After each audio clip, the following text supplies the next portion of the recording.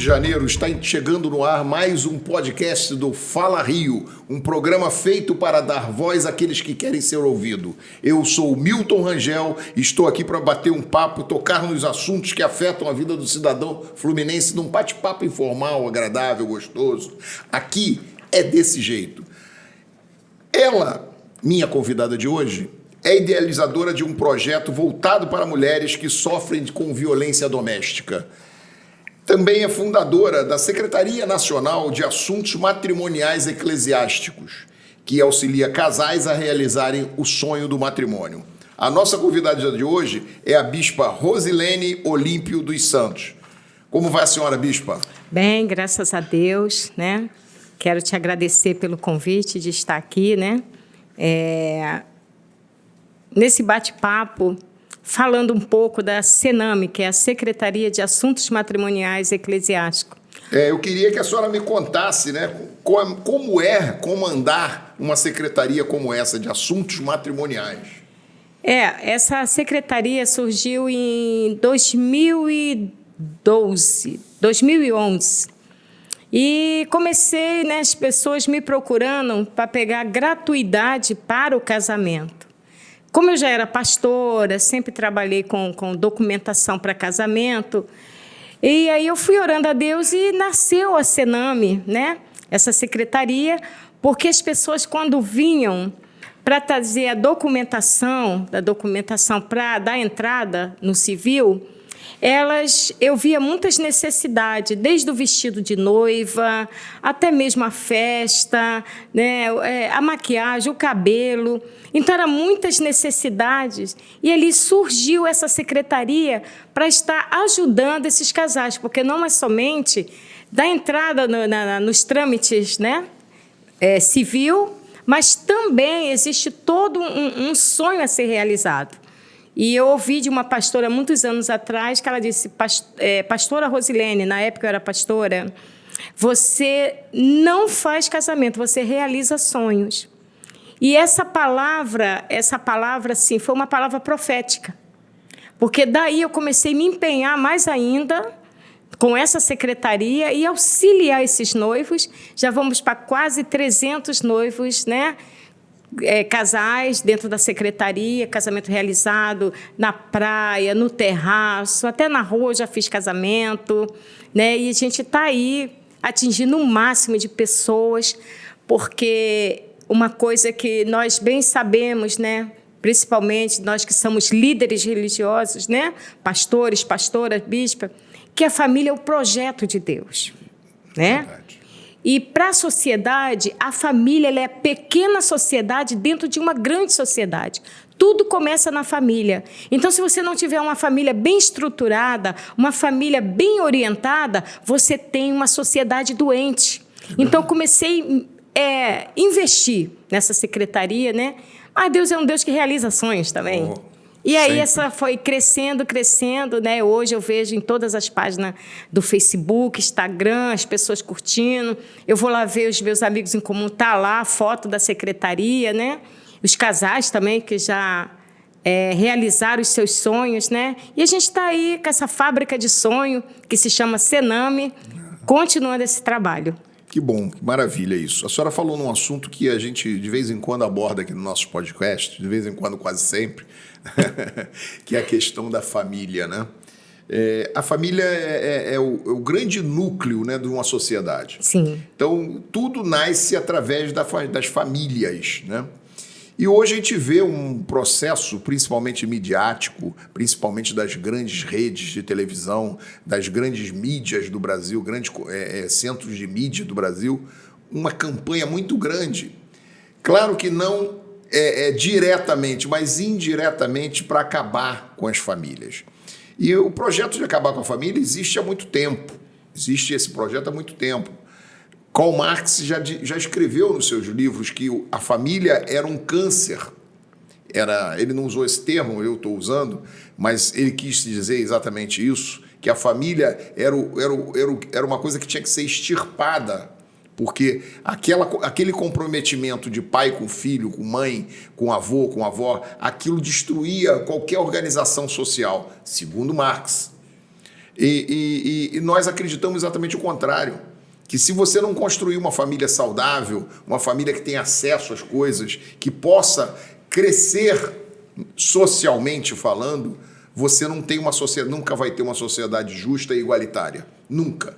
Então, aquele sonho de Marx, aquelas pregações de Marx na construção do comunismo, né, para ter igualdade, para todas as pessoas serem tratadas iguais, economicamente, financeiramente e socialmente, aquilo ficou lá nas escrituras dele, porque a gente nunca viu em lugar nenhum isso acontecer, porque a base disso tudo era a destruição da família, e não em torno da família.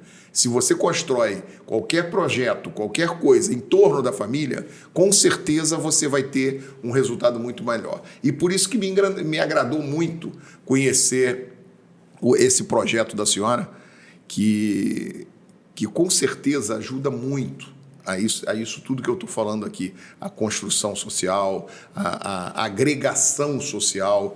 E a família, por mais que tenha divergência, toda família tem divergência, tem briga, tem discussão, tem não sei o quê, mas isso faz parte. Isso faz parte. Cristo nos ensinou, né, que a gente não precisa pactuar com tudo. A gente tem que ter um foco, a gente tem que ter uma direção. A gente tem e quando a gente toma uma pancada, né, aquilo ali, a gente está sendo preparado para um dia melhor.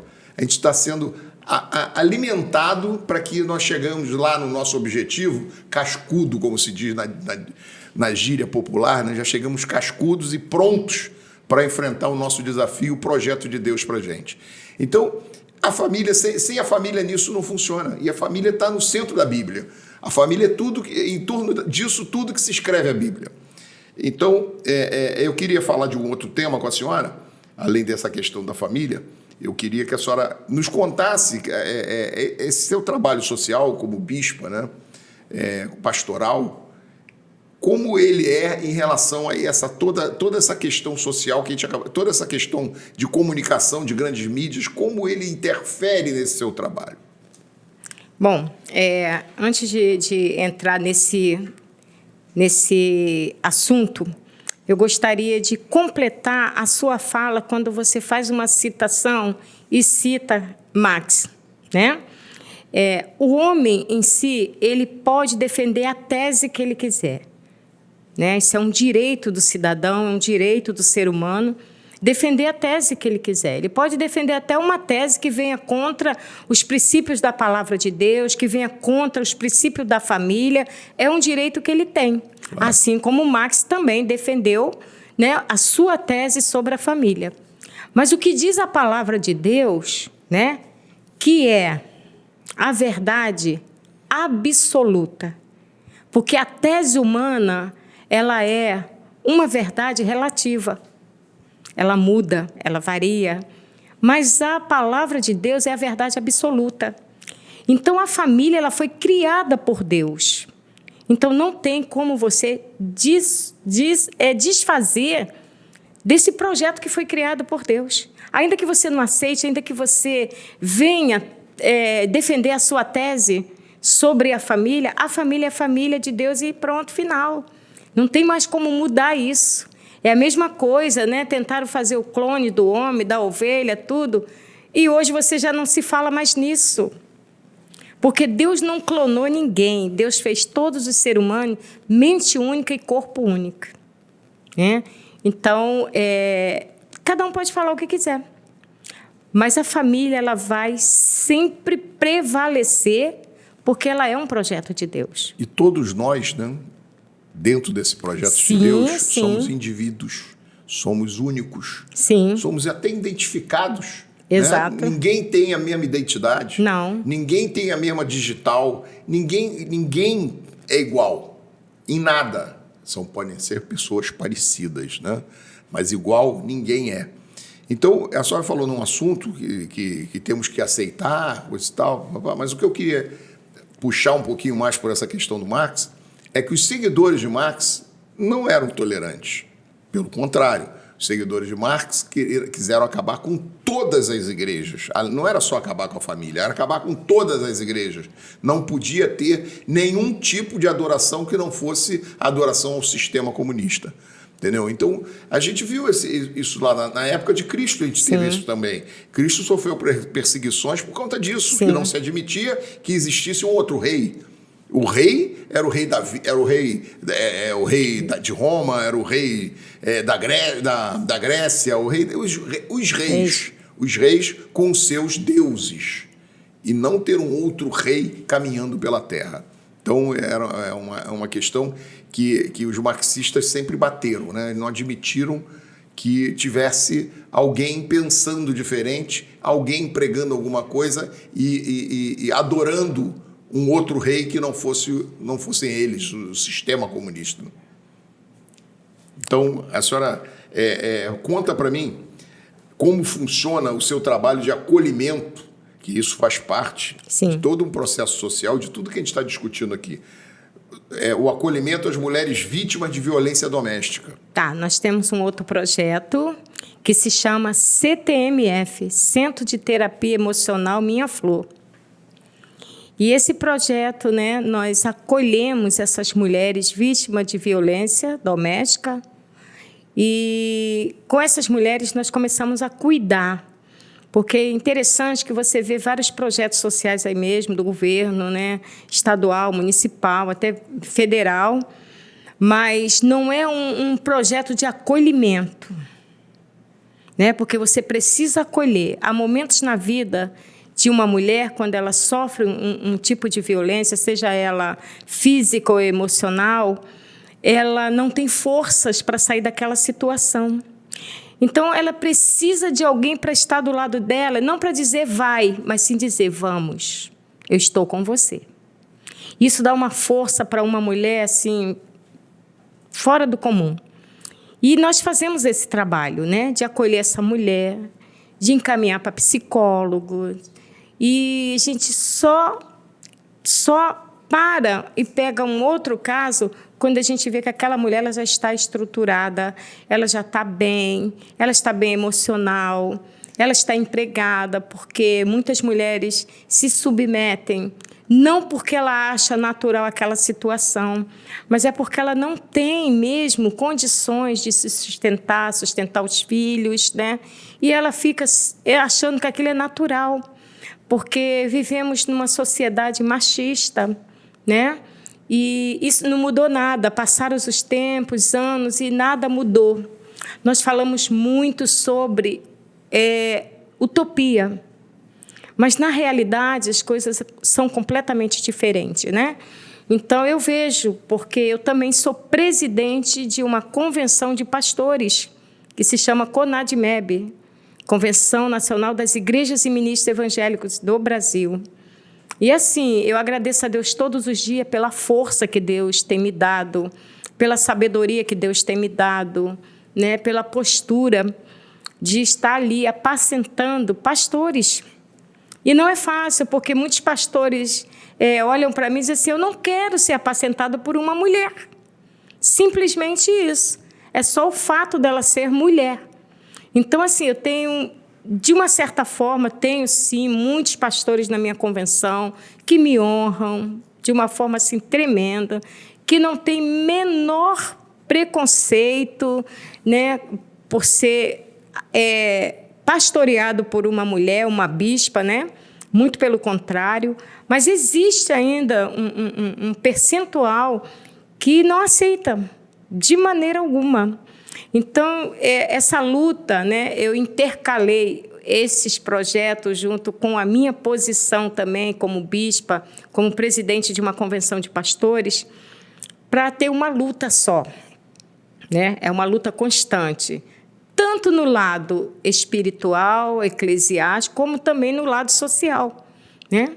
Então, você tem que ter muita certeza em Deus do que você é, para que você foi chamado, porque, senão, a luta é tão grande que você se perde. Você não pode perder o foco. Você sabe para que você foi chamado, né? E eu tenho essa certeza plena e absoluta.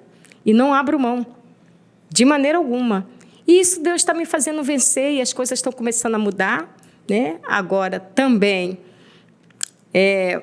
era algo que já vinha sendo acalentado no meu coração, mas eu esperei o momento certo, são 20 anos orando por isso, para agora ingressar na política também, que é outra luta que eu vou ter que intercalar todos esses projetos, a convenção e a política também, né? E vencendo essa batalha aí. Com certeza. Mas a missão, né, política, ela nasceu de quê? De onde? Da senhora ou desse grupo? Nasceu do grupo e desses trabalhos sociais também. Você sabe que são poucas igrejas que eu conheço que não tenham um sonho de um projeto social. Né? Eu costumo até dizer que uma igreja que não tem um projeto social, ela não é uma igreja, é uma empresa. Porque as pessoas, Milton, elas procuram, o primeiro socorro que essas pessoas procuram são as igrejas. Então, a igreja ela é a mãe espiritual na terra. Então, a partir desses projetos aí, eu comecei a ver que é muito difícil. Quantas igrejas têm um projeto no papel e não sai do papel? Você sabe, é muito difícil você registrar um projeto, o terceiro setor é algo muito, muito, muito difícil. Então, as pessoas, às vezes, abrem mão dos seus projetos, tanto na área eclesiástica ou em outras áreas também, né? Conhecemos também outros trabalhos em outros segmentos, que são trabalhos bons, são os projetos verdadeiramente voltados para a sociedade, que ajuda a sociedade, né? Então, você vê a importância da igreja na sociedade. Porque a igreja é a igreja que vai lá dentro das comunidades, que ora, que busca, né? É a igreja que vai lá pagar um preço de resgatar aquela vida que a sociedade, às vezes, diz que não tem mais jeito, né? Então, a igreja vai, abraça, cuida. Então, esses projetos sociais dentro da igreja ela é de suma importância, né? Porque é o caminho, é o pontapé inicial para você resgatar uma vida, é a igreja. Então, foi daí que surgiu, né, essa ideia de vir para a política exatamente para estar apoiando e ajudando os projetos sociais das igrejas e os meus projetos sociais também. É uma coisa que nós que somos evangélicos, né, percebemos claramente que a pessoa que vive no mundo evangélico ela tem uma outra postura. Mas o tempo inteiro somos rotulados. O tempo inteiro as outras igrejas, as outras pessoas que não comungam com a nossa fé, elas nos rotulam como pessoas burras, pessoas desinteressantes, pessoas excluídas de uma sociedade em que todos nós vivemos. E, no entanto, nas grandes mídias, nós somos apontados como nós que somos os que discriminam os outros. Nós pregamos um Deus que pregou o amor, que só prega o amor. Então, a gente não pode estar aqui jogando pedra nem agredindo ninguém. Não estamos aqui para isso. Mas a realidade é essa que a gente vive, de ter pessoas que nos perseguem, pessoas que nos atacam. A grande mídia só fala que tudo que é pastor é ladrão. Quando bota um personagem numa novela, por exemplo, que é um pastor, aquele pastor pode ter certeza que ele é do mal. Ele é mau caráter, é alguma coisa de errada. E eu quero dizer que existem, sim. Existem.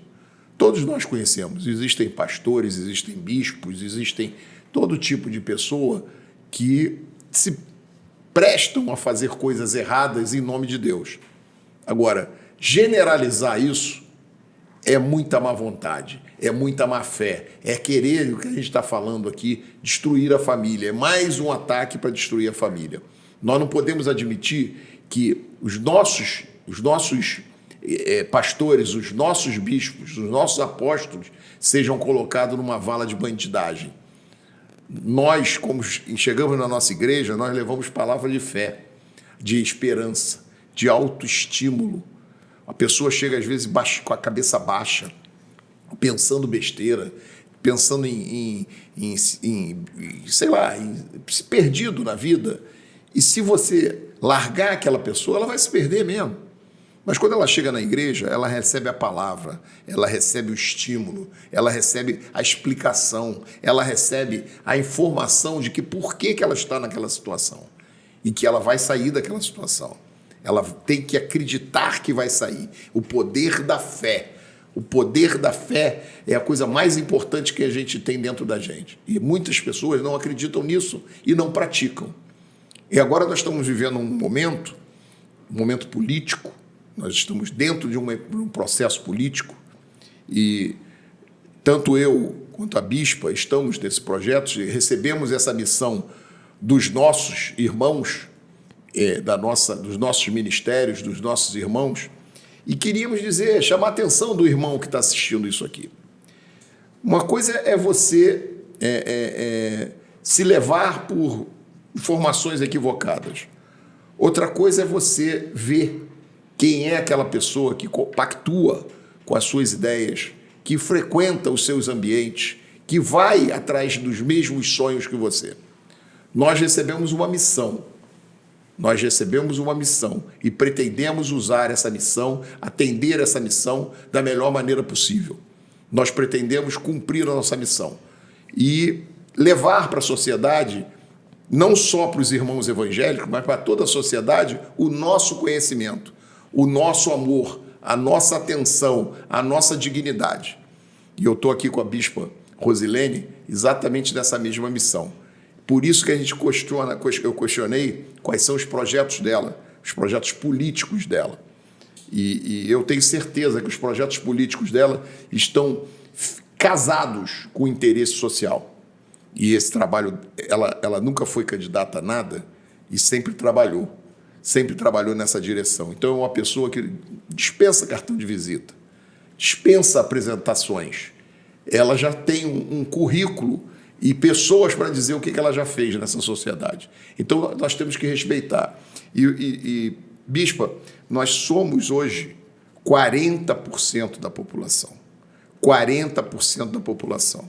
E quando nós chegamos no Congresso Nacional, que eu tenho certeza que para onde a senhora vai, quando a gente chega no Congresso Nacional, a gente vê 20% da representação evangélica. Ou seja, 20% dos nossos irmãos estão votando em pessoas do mundo, em pessoas que são do mundo, porque achou bonitinho. Sabe aquele cara que tem o cabelinho arrumadinho, bonitinho? Entendeu? Vota no bonitinho, depois fica 4 anos chamando bonitinho para ver o que ele vai fazer com você. Então, essa questão é uma questão muito prática. A gente tem que procurar as pessoas que combinam com a nossa linha.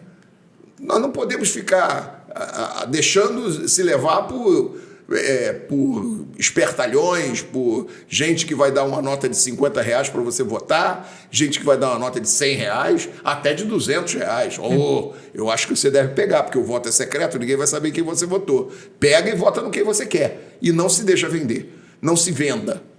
Não é isso, bispo? Sim, com certeza. E interessante, Milton, que eu tenho percebido, porque eu tenho um contato direto com as pessoas, né?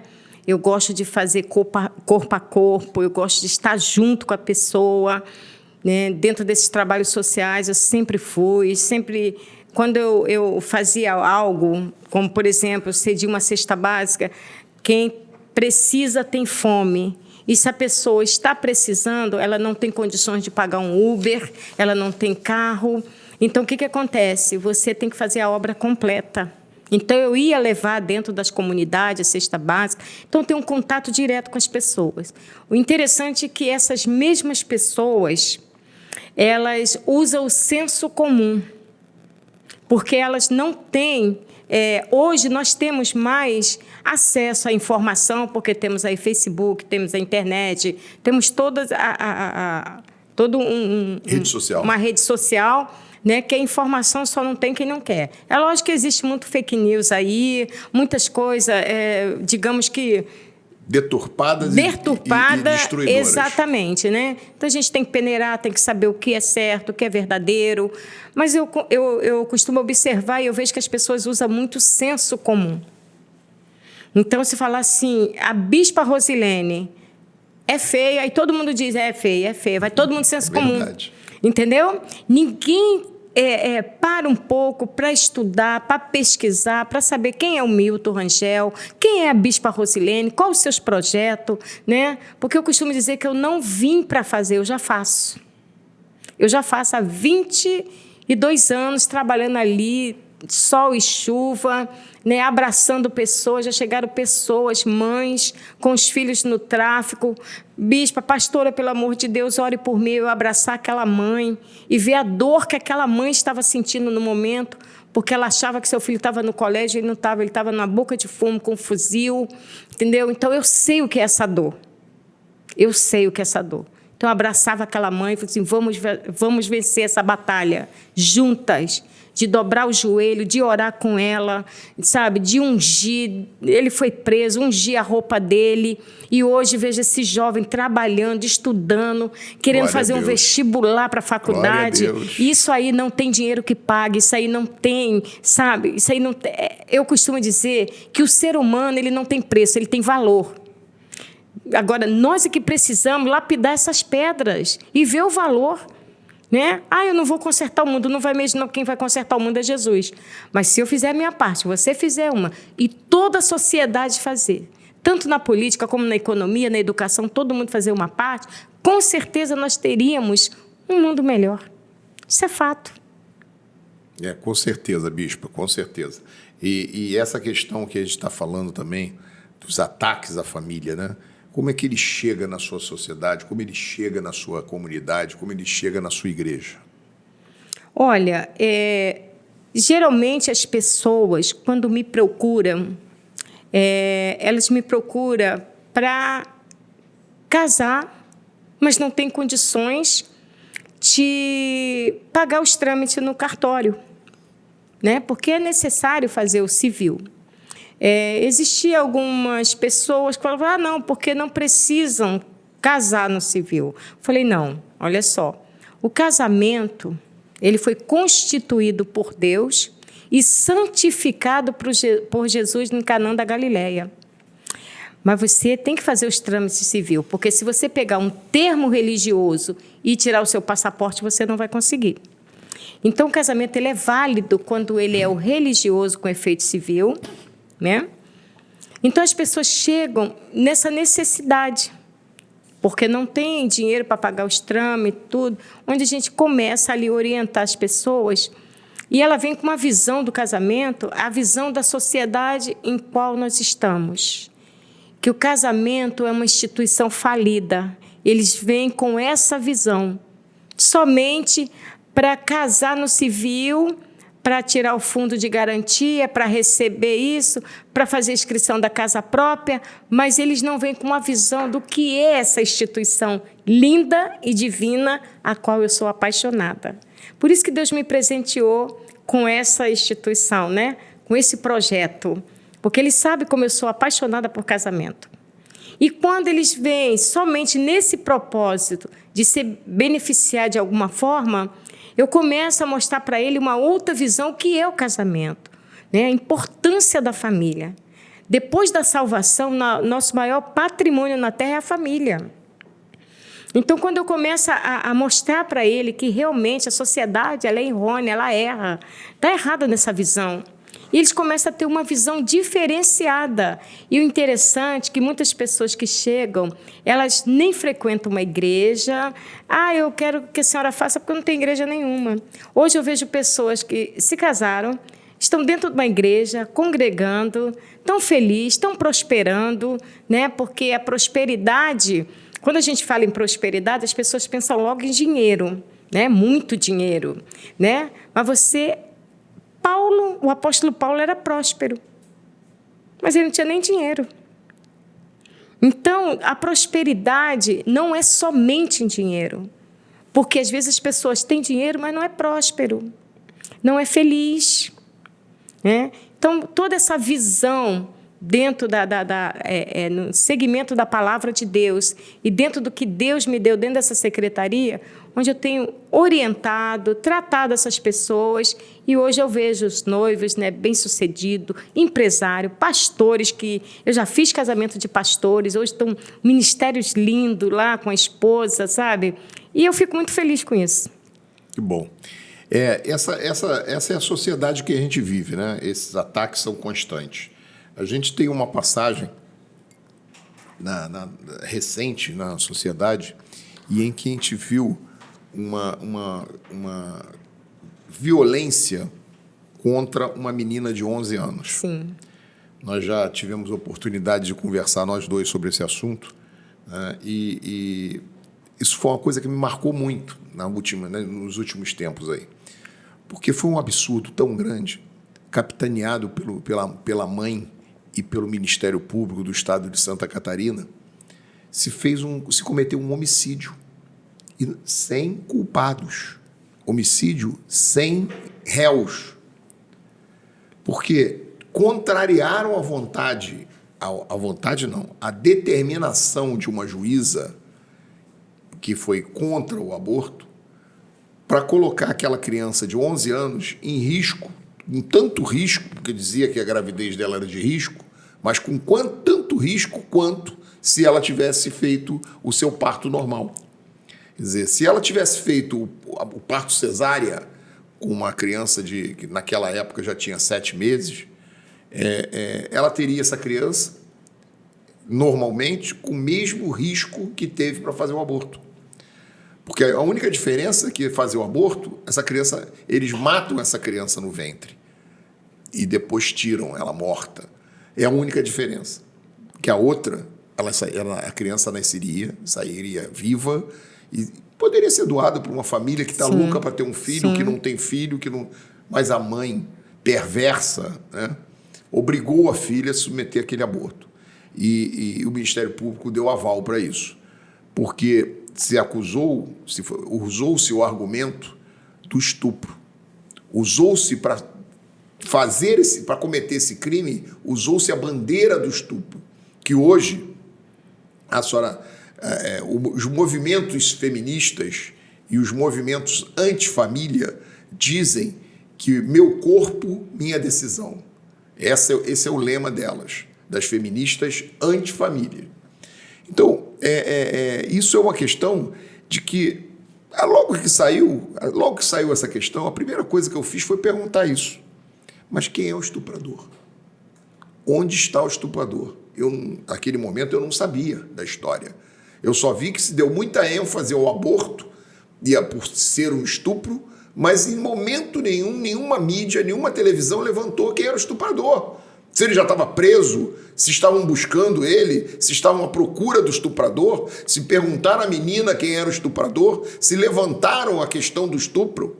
Ninguém levantou essa bandeira. Ninguém quis saber. Só queriam saber de matar aquela criança de 7 meses no ventre da mãe.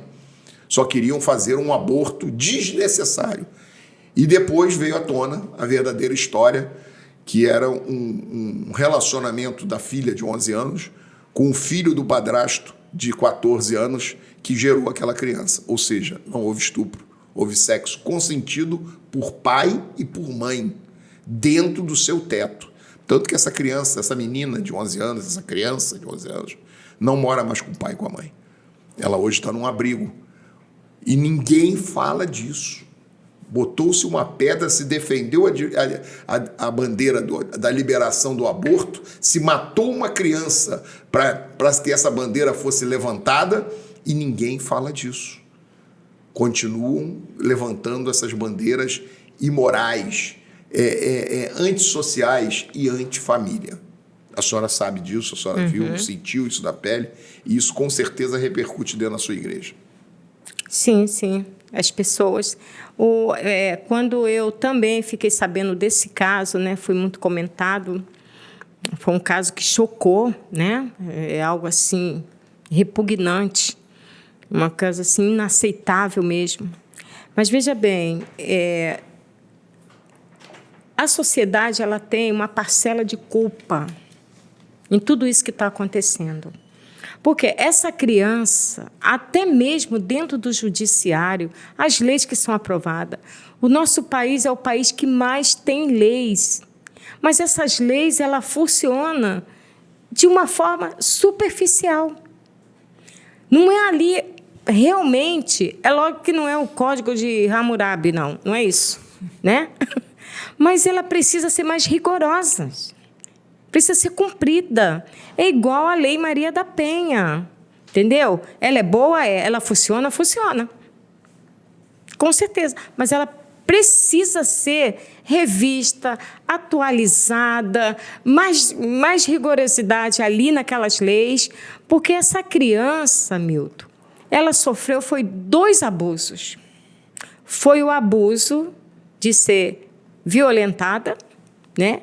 E vir com uma gravidez indesejada. E essa criança também ela sofreu a violência psicológica. Porque o momento que essa criança é obrigada, porque ali ela não tinha poder de decisão. Então, a decisão ali tinha que ser uma decisão sábia.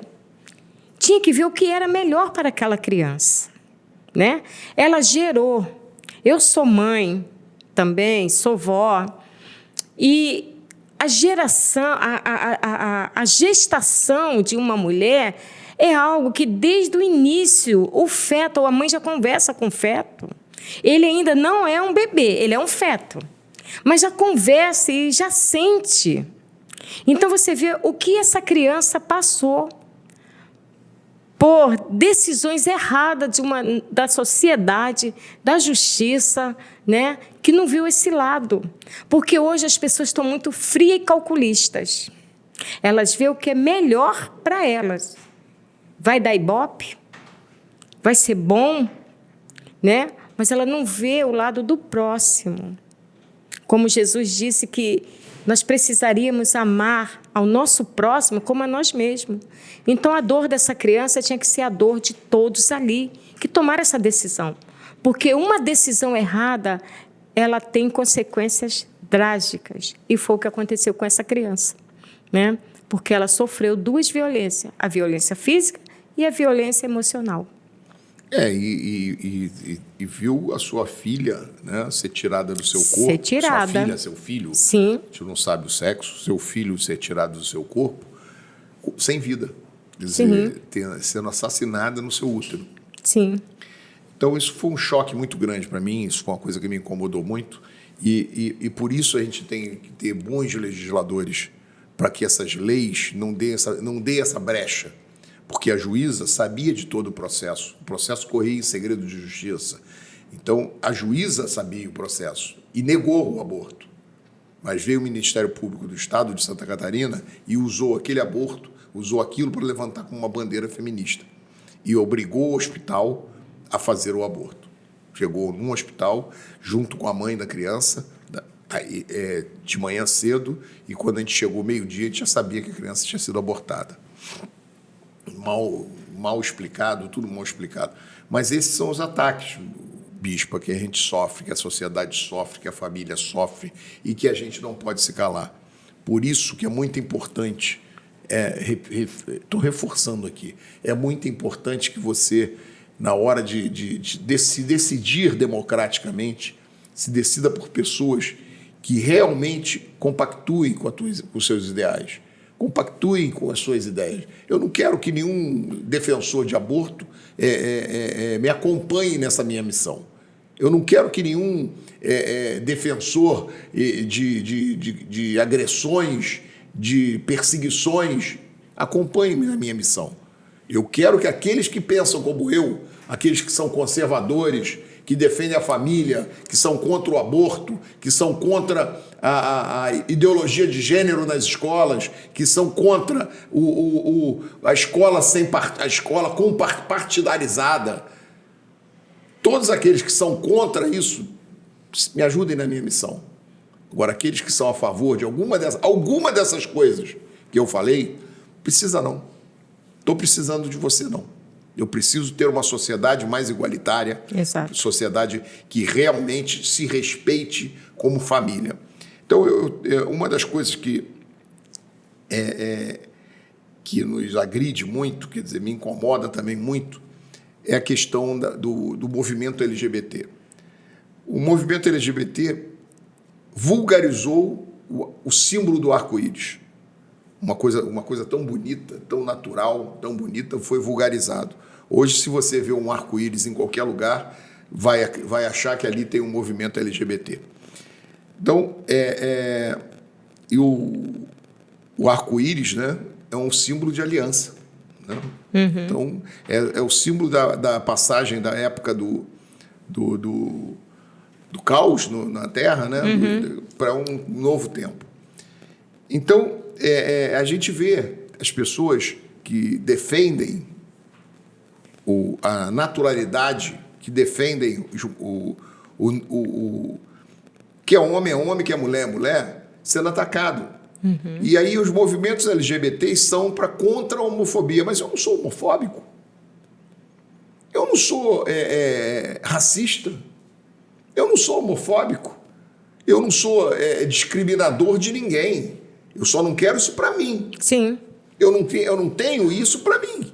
Quando eu ataco aqui as bandeiras feministas, algumas bandeiras feministas, são porque eu sei que essas bandeiras feministas são feitas por aquelas que não admiram a família, que não estão em família, que estão em outras visões de família, que querem outras visões. Eu estou atacando essas bandeiras feministas. Eu acho que a mulher tem que ter um papel importantíssimo na sociedade.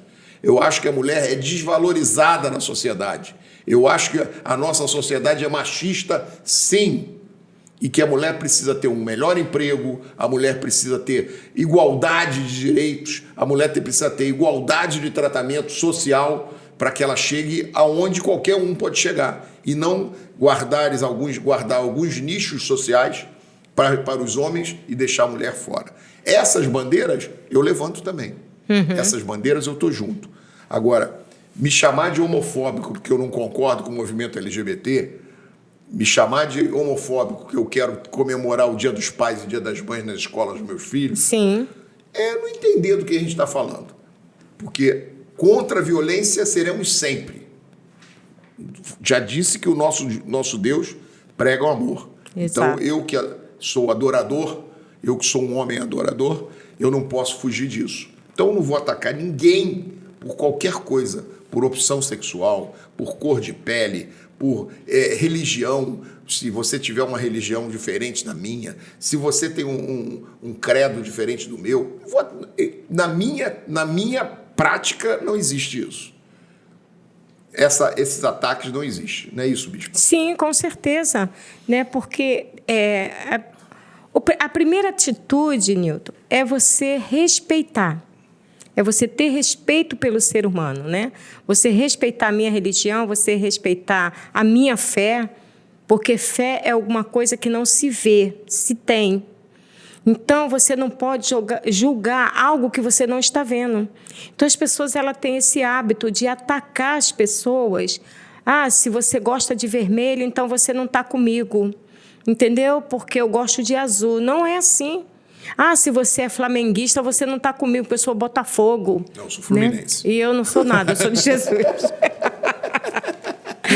Então, o que acontece? Você tem que respeitar. Você vê torcidas organizadas se matando. O ser humano, ele perdeu o amor ao próximo, né? O respeito. Se você vai num estágio torcer pelo seu time, você tem o direito. Cadê o direito de ir vir? Você tem o direito de escolha, você tem o direito de ir vir, você tem o direito de fazer aquilo que você acha. Entendeu? Que é certo, desde que seja dentro das normas, porque normas e limites existem para ser cumpridos. E as pessoas estão ultrapassando essas normas, limites, não respeitam mais nada, né? em função daquilo que acredita. Então, você já está acreditando em algo errado. Porque se você ultrapassa todos esses limites para fazer algo que você acredita, você já está acreditando em algo que é errado. Com certeza, bicho. Com certeza. O fato, eu só citou um exemplo muito, muito bom, porque nós estamos vivendo exatamente um período, né, de eleições, né, e as pessoas te rotulam. Ah, você é Lula, você é Bolsonaro, você é Ciro, você é isso, você é aquilo. Então você não presta por ser isso. Ora, uma coisa é uma convicção política. Sim. Eu tenho direito de acreditar em qualquer um desses políticos que eu citei aqui, como sendo o melhor político para o Brasil. Eu tenho o direito de aceitar isso, de querer isso, de buscar isso e de divulgar isso. Sim. Eu só não tenho direito de atacar o outro que pensa diferente. Exatamente. Eu só não tenho direito de agredir o outro que pensa diferente de mim. Então, esse contexto, a senhora falou também do clube de futebol, as torcidas organizadas são um câncer do futebol brasileiro. As torcidas organizadas seriam bonitas, seriam bem vistas, seriam bem representativas se fizessem aquelas festas que fazem de levantar painéis maravilhosos, homenageando os seus atletas, homenageando o seu time, homenageando um campeonato, uma vitória. Isso sim. Isso pode ser um grande papel da torcida organizada. Sim. E não achar que porque é do outro time, está do outro lado da arquibancada, é bandido, é inimigo, tem que morrer.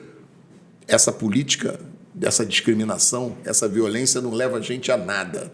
Não leva a sociedade a nada. Só leva a gente a destruir e destruir.